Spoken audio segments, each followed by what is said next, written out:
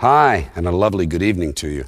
I hope you're feeling well, and I hope your family is prospering in the new global economy. Yeah, dying shouldn't be that bad. It shouldn't be that bad. We're all going to do it. It's one of the few fair things in life. Everybody catches it once. And dying should be fun. There should be some sort of a look ahead. I mean, after all, when you die, you're going to find out where you go.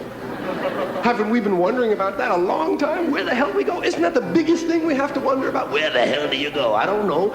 Joe thinks he knows. I know Joe thinks he knows, but Joe don't know. Where do we go? Nobody knows. Well, I think sometimes you go where you think you're going to go. Whatever you think you're going to do, that's where you're probably going to go.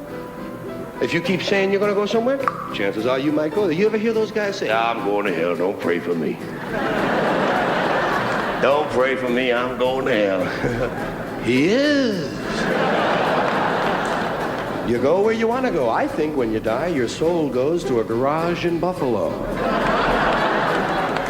When Monty Hall dies, he'll go behind door number 4. That's it, where you want to go. Well, I guess I'm getting older. Older sounds a little better than old, doesn't it? Sounds like it might even last a little longer. Bullshit, I'm getting old. And it's okay, because thanks to our fear of death in this country, I won't have to die. I'll pass away. Dead people give less than a shit about the sanctity of life. Only living people care about it, so the whole thing grows out of a completely biased point of view. It's a self-serving, man-made bullshit story. It's one of these things we tell ourselves so we'll feel noble. Life is sacred. Makes you feel noble. Well, let me ask you this. If everything that ever lived is dead, and everything alive is gonna die, where does the sacred part come in? Our job is done. We can be phased out now. And I think that's really started already, don't you? Geez, I hope I don't die. Comedians don't want to die. It's only a metaphor, but it's so true of all of us. We don't want to die out there. The latest disaster for the rest of the universe is that the United States is going to go to Mars, okay? Oh, yeah. We're going to go to Mars. And then, of course, we're going to colonize deep space with our microwave hot dogs and plastic vomit, fake dog shit and cinnamon dental floss and lemon-scented toilet paper and sneakers with lights in the heels.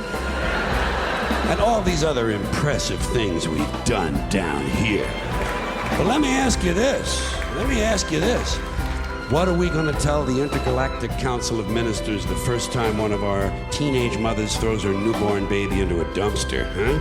How are we going to explain that to the space people? How are we going to let them know that our ambassador was only late for the meeting because his breakfast was cold and he had to spend half an hour punching his wife around the kitchen? Now, what are they going to think when they find out it's just a local custom that over 80 million women in the third world have had their clitorises forcibly removed in order to reduce their sexual pleasure so they won't cheat on their husbands? Can't you just sense how eager the rest of the universe is for us to show up? Can't you see them out there? Why are we here? So rather than be just another mindless religious robot, mindlessly and aimlessly and blindly believing that all of this is in the hands of some spooky, incompetent father figure who doesn't give a shit, I decided to look around for something else to worship, something I could really count on. And immediately, I thought of the sun. Happened like that. Overnight, I became a sun worshiper. Well, not overnight, you can't see the sun at night. But first thing the next morning, I became a sun worshiper. Several reasons. First of all, I can see the sun. Okay? Yeah. Unlike some other gods I could mention, I can actually see the sun. I'm big on that. If I can see something, I don't know, kind of helps the credibility along, you know? So every day I can see the sun as it gives me everything I need: heat, light, food, flowers in the park, reflections on the lake. An occasional skin cancer, but hey, at least there are no crucifixions, and we're not setting people on fire simply because they don't agree with us. I think we're part of a greater wisdom than we will ever understand. A higher order. Call it what you want.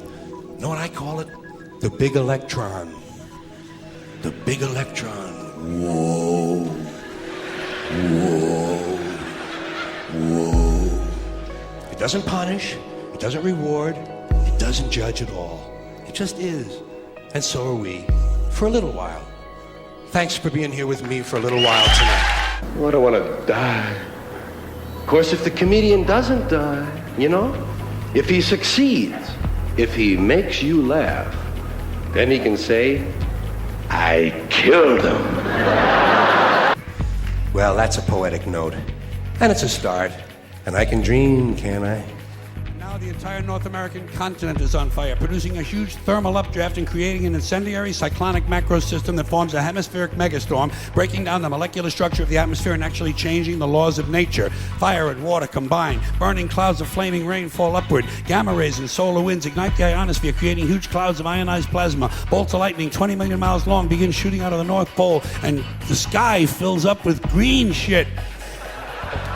And then suddenly, the entire fabric of space-time splits in two. A huge crack in the universe opens, and all the dead people from the past begin falling through. Babe Ruth, Groucho Marx, Davy Crockett, Tiny Tim, Porky Pig, Hitler, Janis Joplin, Alan Ludden, my Uncle Dave, your Uncle Dave. Everybody's Uncle Dave. An endless stream of dead Uncle Daves falling through the crack. And all the dead Uncle Daves gather around a heavenly kitchen table. They light up cigarettes and they begin to talk. They talk about how they never got a break, how their parents didn't love them and their children were ungrateful. They talk about how the government screwed them out of money and they just missed out on a big job. They say the Jews own everything and the blacks get special treatment. And all the hatred and bitterness drips out of these people and forms a big pool of liquid hate. And the pool of liquid hate begins to spin. Round and round it spins, faster and faster. And the faster it spins, the bigger it gets. Faster and faster, bigger and bigger, until the whirling pool of hate is bigger than the entire universe. And then suddenly it explodes into trillions of tiny stars. And every star has a trillion planets. And every planet has a trillion Uncle Daves. And all the Uncle Daves have good jobs, perfect eyesight, and shoes that fit. They have great sex lives and free health care. They understand the internet. Their kids think they're cool, and they all love their neighbors. And every week, without fail, Uncle Dave wins the lottery. Forever and ever, till the end of time, every single Uncle Dave has a winning ticket.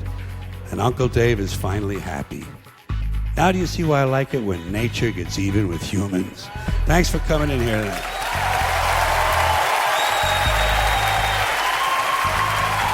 Thank you. See you later.